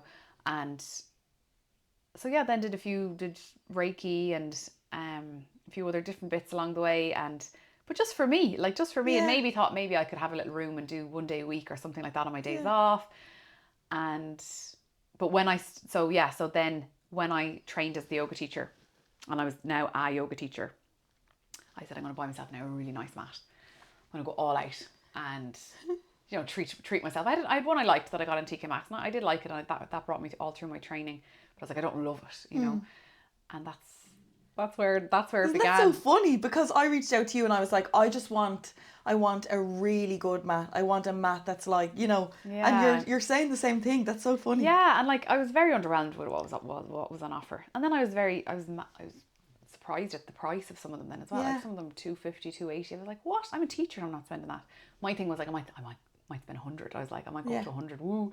And then realizing that that's like the cheap mats. I was like, what? I was like, this can't be right. Wow. So then I thought I'd have a custom one made just for me. No matter how much that cost, at least I've put everything into it. Then it just spiraled, and like that I was 3.5 years then on that journey, talking to manufacturers, rubber, materials, microfiber, just going through absolutely everything. I don't like this, I like this, I don't. And then, you know, getting samples made are quite expensive. But, you know, it was worth it to get the samples made each time to see, you know, I think I like this type of rubber. Actually, no, this type of rubber isn't right for me. And then I use light rubber, which is it's non-toxic, you know, because black rubber is so popular. Black rubber is a lot cheaper.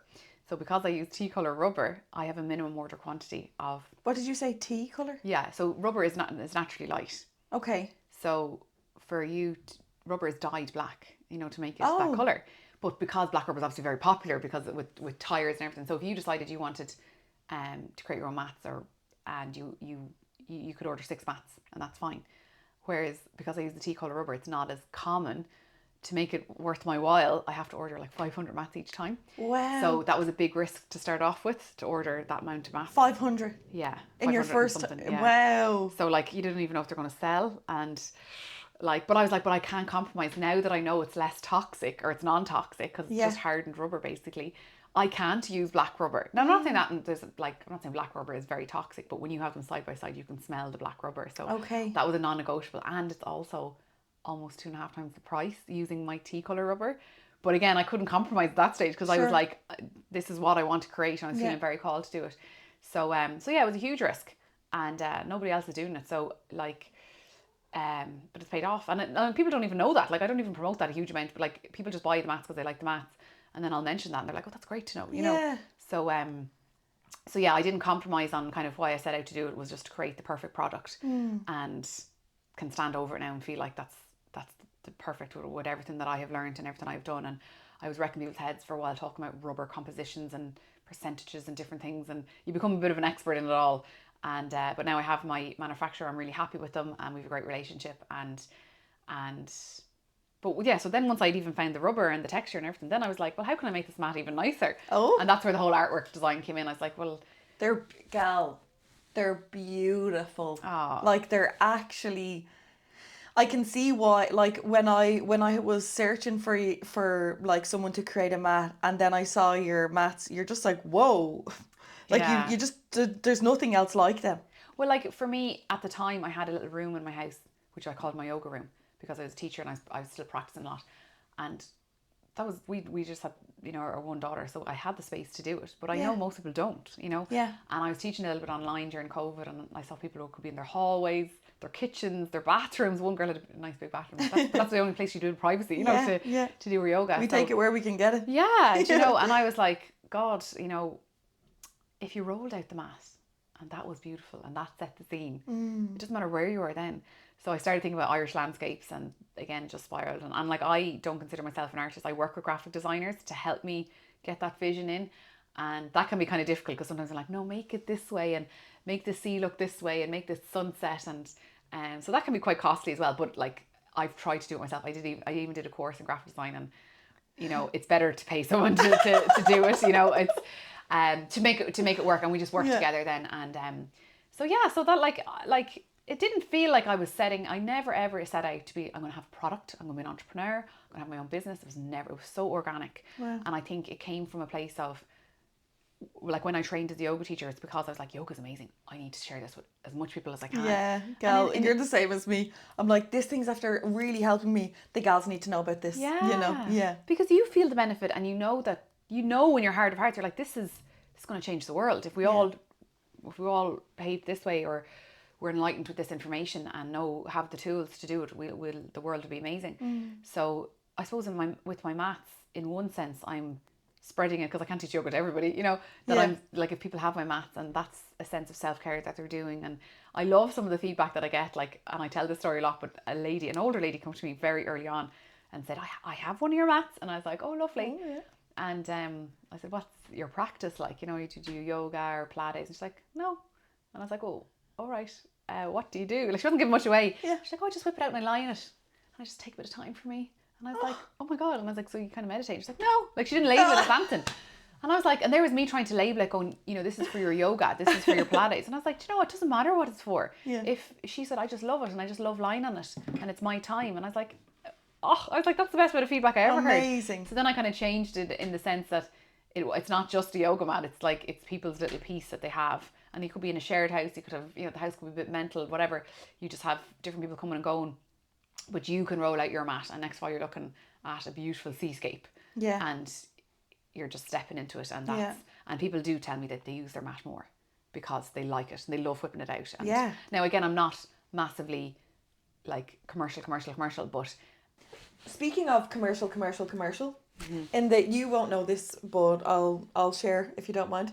In the little time that I've known Laura over the last couple of months, everything is. I think one of your goals is to get a bit better at speaking about your business and maybe talking on your stories. I don't know, like trying to put yourself out there a little bit more. Yeah. So like, even sometimes when I speak to her about the mats, she's like, yeah, they're grand now, yeah. And I'm like, no. Hang on a second, right? They're more than grand. Let's honor ourselves here. Let's not betray ourselves. Like, in the conversations that we've had about the exciting thing that we may be doing, I've learned so much about the mats, about the process of it, and about the benefits of the types of rubber and stuff. So will you talk us through, like, why would somebody buy themselves, as much as they are visually beautiful, and obviously the gals saw the pictures while you were speaking. I put up pictures of the different mats so that they can see the level of gorgeousness that we're speaking about. But in terms of like the composition of the mats and stuff, like the things that you told me, I'm like, God, I didn't even know that those were considerations. So like, why did you choose the kind of rubber that you chose? Like, talk to me about that. And don't be now, no, they're grand. Yeah, they're grand. Tell me the good stuff. So I use tea colour rubber because it's non-toxic, and black rubber is very readily available, so it's a lot cheaper. What does tea colour rubber mean? So rubber is naturally light. So I used hardened rubber to make rubber a different colour. You're adding in dyes and toxins to make it that colour. So okay. I'm toxic free with my mats. So there's no dyes added in to the rubber. So to try and keep it as natural as possible, you know, and it is a lot more expensive though. But to me, it's a non-negotiable, I can't even say that word. Once I discovered that you can have a non-toxic version, it didn't matter what the cost was, I was going to go for it. And also, because it's not as popular as black rubber, I have a minimum order quantity of almost 500 mats. So it's a big risk, you know, huge risk when I started to wonder, would even one mat sell? And invest my savings into it. So thankfully they did. And so they cost they're not cheap to get made, and I have to, like that, order almost the 500 to make it cost effective for me. The mats, then the texture on top, it's a really luxurious feel. It's kind of like a suede feel, and you can spot clean them, and which is great. I usually go around with a wet face cloth if I'm doing an event, just to go over them to make sure that they're perfect. And they also go in the washing machine. So like if you had your cacao or your wine and you spill it on the mat, it is going to stain because of the type of texture it is. But they go in the washing machine, and I've washed loads of them and they've come out absolutely perfect. So I've worked with the manufacturer, they've been made to last, and that's why they're not the cheapest. They're €80, but to me I think they're a good investment. You could go to a discount store and buy one for €10-15, and you can see the plastic just falling away. Of course, yeah. You know, and you're buying another one in 6 months' time, and even I've bought mats before, and like even to use them once or twice and to start seeing it kind of rubbing, like you're already getting like this rubbing pattern and bits of orange or bits of the blue like coming off, stuck to your feet or whatever, you know. Yeah. Like something that was really impressive to me, or important, I suppose, and really made me feel like, yeah, I'm so aligned with Laura, is because like the for to buy a mat, that is a lifetime mat. It's not, they're not made to buy multiple, like €80 for this mat that's going to last you forever. You can put in the washing machine. It's non-toxic. That's like, I would have thought they would be more expensive if they're like, Yeah. you know. I know I'm not the most business savvy person. I'm getting there. But and like it was said to me by a businessman before, like, why are you creating a product that you're not going to get repeat custom out of, you know? But look, I have had a repeat customer. People have bought one for a gift and then decided they want one for themselves, or bought ones for gifts then beyond that. So it's What a gift! What like on yeah, what a gift! it's a great gift. Yeah, it is a great gift. And yeah, and it's look at it. My intentions and my values are still the same. I'm not going to create a cheaper mat so that it'll start to fall apart and I'll have repeat custom. That's it. So I can branch out in other ways. I mean, it's just a really high quality mat, and you know, yes, I'm becoming a bit more business savvy in other senses, but I'm not going to compromise on it. And that's, you know, it just sits well with me. I'm honouring myself. It's all about like staying true to my own values. So yeah, they will last you. You can go in the washing machine, spot clean them. They are heavy because they grip to the ground, but they come with straps to make it easier to carry. And the feedback has been great. People really like them. And then the designs, the artwork is just a bonus, and that's what probably draws the people in. But they actually are getting a really good quality product. You know, it's not all. It's nice to show off your mat and it's Instagrammable or whatever, you know, and that sometimes I can be sitting a bit funny with that, being like, it shouldn't be about that it's an Instagrammable mat. But if it makes people use it and that they know that they are getting a quality product. And I think as well, like, there's joy in having something beautiful to post on Instagram, right? Like, no doubt about it. And I will really enjoy that element of it. Like, I love like making things gorgeous for my Instagram and all of that stuff, as we do, you know. But also like, just getting to sit with that and admire the beauty of that is its own thing. Do you know, like, it's not just like it's gorgeous so it's Instagrammable, but it's also like it's gorgeous to just appreciate for yourself in the moment, you know. Yeah, and because at the moment the ones that I have are all landscape inspired, you know, not some people can live quite urban and they don't have the parks or the sunsets or the skies nearby. So why landscapes, go? Why? Just because to me it set the scene. It was I mean, I'm very connected with nature, and I think it started as an Irish element that I went for, like the Cliffs of Moher and the Salt Hill Prom in Galway, and I was like, well, why not make them as beautiful as possible, like add in a sunset, add in a few little subtle clouds, you know. And then it just kind of grew from there. It wasn't like, again, this was such an organic spiral that happened to me. I never thought this will do well on the markets, or this is a bit of a niche. That was definitely not where I was going. And I think it has rung true that that maybe people can feel that intention has been put into each mat, where I'm just wanted a quality product. And so like the landscape thing, it was just because, look, who doesn't like I have my one of my mats is the bird murmuration. And I love a bird murmuration. Oh my God. It's just like nature's wonder to me. It's just fabulous. So I was like, imagine putting that on a mat. Wouldn't that be amazing? And then I made it in the shape of a love heart and put a beautiful ombre kind of pink and purple dusk, because that's the time you see it. And yeah, it just takes people to that place. It just, like, again, you could be doing it in your hallway. You roll that out. And it's a reminder as well that, like, these scenes do exist. Maybe go check them out another time, you know. That's so true. Yeah. That's a really good point. Yeah. I think we do get kind of, I do anyway, you know, like you get stuck in the little rut of like your day to day or whatever, but there's gorgeous things to see, especially in Ireland. Yeah, and like artwork is, you know, I do have tapestry holders where you can hang your mat, but you know, artwork is it's a piece of art. Not everybody can afford maybe nice artwork or have nice artwork in their house. So it's just a bonus, that it's artwork. Like it's all aligned so nicely. Like it, again, like there was no pivotal moment when I was like, ping, landscapes, you know. It just happened. And a natural evolution. That's so cool. Yeah.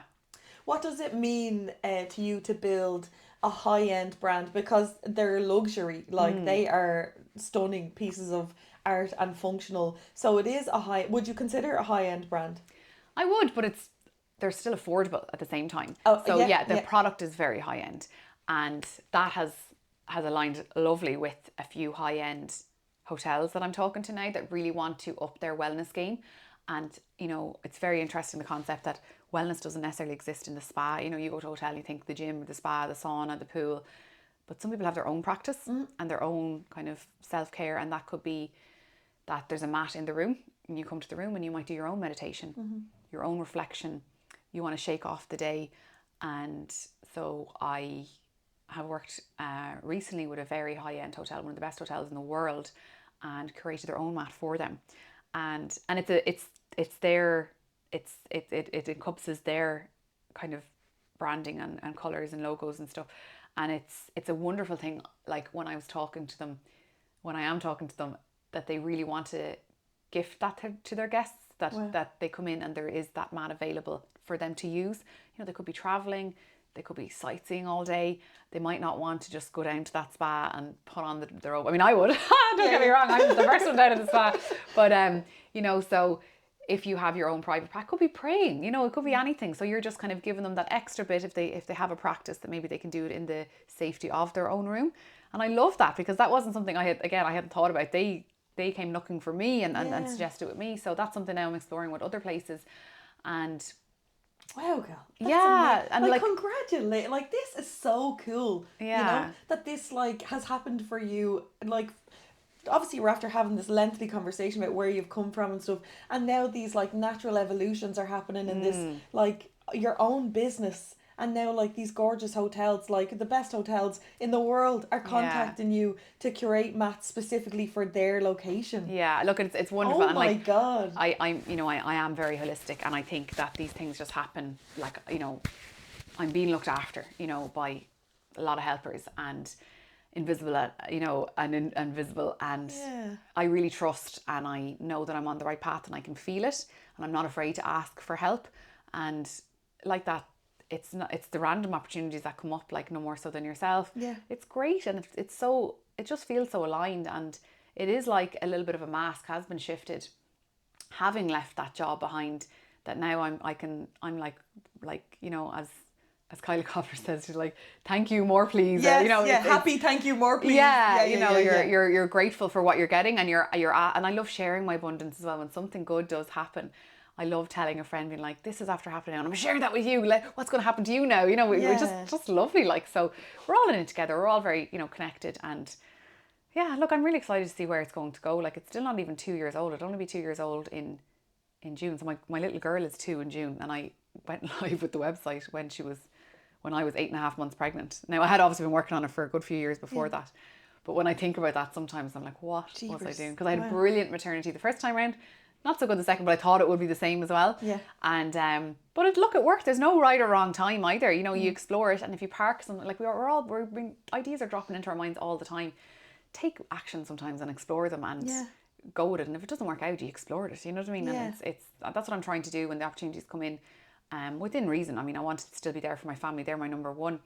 And yeah, it's affording me the flexibility to do that. And it's just so exciting. Like, again, I still feel like, what's around the corner? What am I going to do when I grow up? I'm inspired by so many great people as well. And it doesn't necessarily mean that they have a product, but it could be that something that's maybe happened in their life. And sometimes that, I don't know, filters in and going, oh, that's giving me a bit of an idea. And, you know, the inspiration can come from anywhere. And being able to listen to people as well, and having people share their stories. Yeah, it all comes together, and like that, I put it into the mats. I don't want anyone now to be opening a box and then they're hitting the face with this intention of being like, explore it. You know, it's not too woo woo or whatever. But each mat, like I pack them all myself and I send them off myself. Like, I'm handling every mat. Like, so it's and I always love looking at the addresses and be like, oh, that looks like a lovely place. And I have Google Earthed a few to see, like Street View, to see, oh, that's look where that mat's going. Oh, that's amazing. Like, that place, that's so special. Yeah. Wow. And I actually met one girl, and she told me she'd bought one, and I was like, oh. And then I was like, oh, I do remember that name. And I was like, oh, actually, I did Google Street, because she lived in West Cork, and it just looked absolutely, I remember the name of the house looked fabulous. Wow. So I said, I actually did, I didn't realise it was you now. I said, and she's like, oh, that's okay. She took it as a compliment or whatever. But I just love seeing, like, mats. I ship abroad as well, so it's always great fun when they go abroad.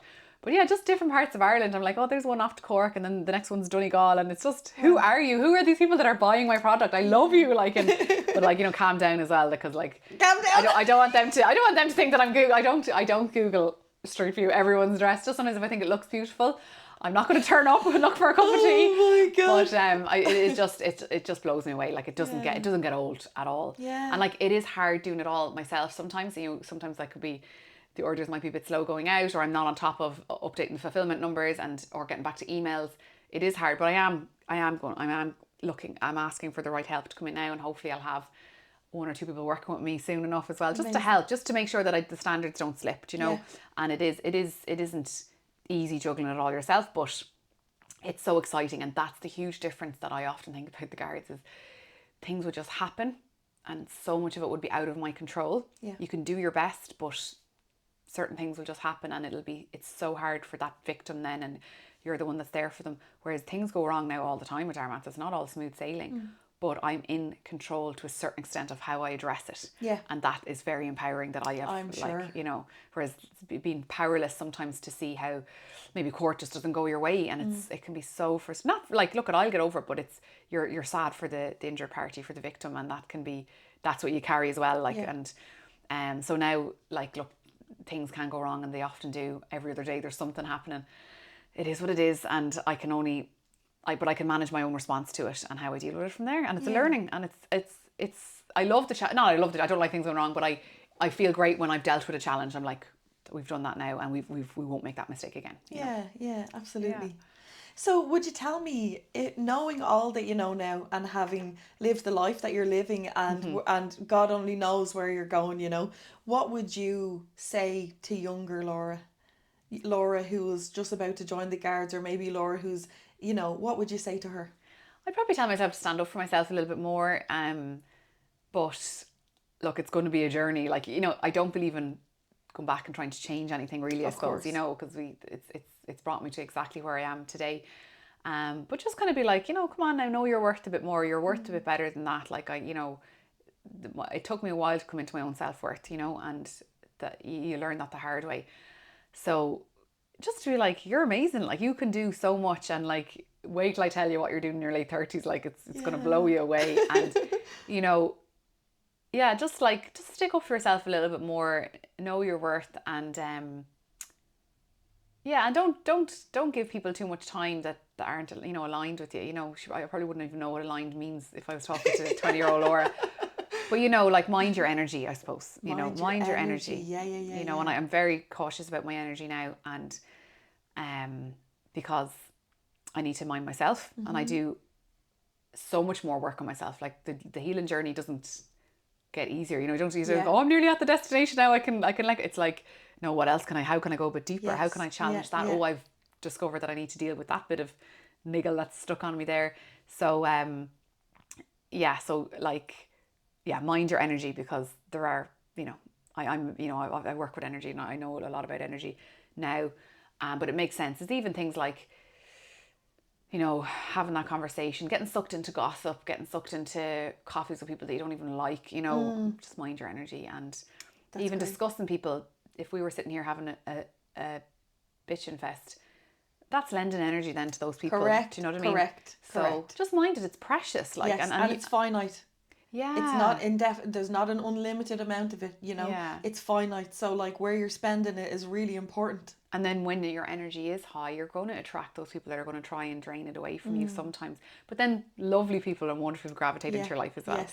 Yeah. So, yeah, I would say to me, mind your energy, Laura, and buckle up. That's amazing. Well, Laura, thank you so much for coming on Healing Gals podcast. It's been a pleasure. I'm so glad I got to meet you in person. I'm thrilled we're working together. Yeah. I'm very excited for what's to come, and I'm thrilled and proud as another Irish woman, and excited for you to watch you flourish in your career, Gal. Thanks, and you too as well. I'm just so buzzing to see where you go as well. Yeah, and thanks, Gal. I was just saying that I was listening to her podcast on the way here, which I probably should have done, because it was so surreal when I met you in person. Yeah. I was just like, hang on, you know. So yeah, it's great to put an actual person to the voice, and I think you're just doing such great work. Thanks, Gal. I appreciate it. Thank you so much. Right, gals, that's it for episode 1 of season 6. I'm so excited that we're back together. I'm thrilled that season 6 is out there. Tune in next week for the next episode. And if you've made it this far, Laura from DARA MATS has given us a discount code for one of those beautiful mats. So if you go on to daramats.com, choose one of those beautiful mats for yourself or as a gift for someone else, a lifetime gift. She has given us 12% off. So if you put in Healing 12 when you purchase a mat, you will get yourself a gorgeous discount from one of those incredible mats. And I can't wait to hear how much you love them. So genuinely, you will see when you receive it, the feel of it, you'll love it. Thanks so much, gals. And remember, you're good enough exactly as you are. Bye, gals.